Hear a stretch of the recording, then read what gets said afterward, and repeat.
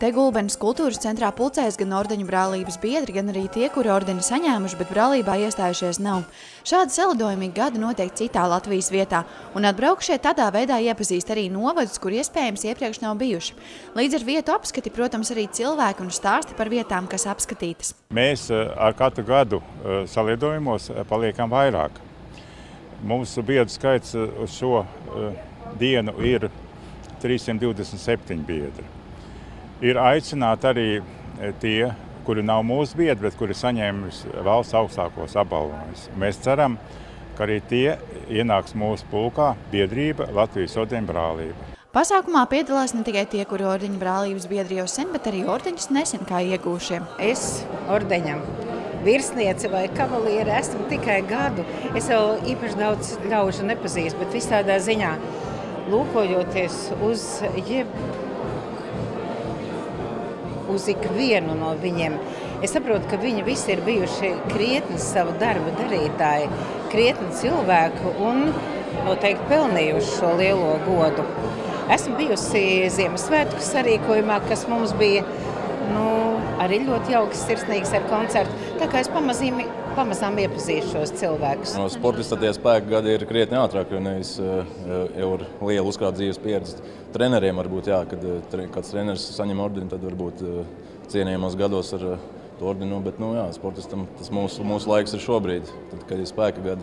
Kad man piešķīra man likās, par ko es tādus izdarīju, bet, katrs, kas saņēmis ordeni, droši vien ir savā jomā kaut ko izdarījis tādu, kad darot vienkārši savu darbu, izdarīs kaut ko tādu, ar ko liela daļa cilvēku var arī lepoties. Latvijas ordeņu brālībā pastāv arī stabila struktūra – 37 domnieki, kas tiek ievēlēti uz 4 gadiem, un valde 14 cilvēku sastāvā.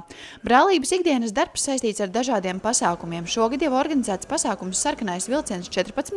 jūlijā, tāpat arī Viesas Dzintares personāla darbu izstāde, arī stādīti piemiņas koki likteņdārzā. Tā pirmā reize bija tā, ka mēs gribējām, lai apbalvoties, satiktos un varētu parunāties un lemt, kā mēs visi kopā varētu darboties.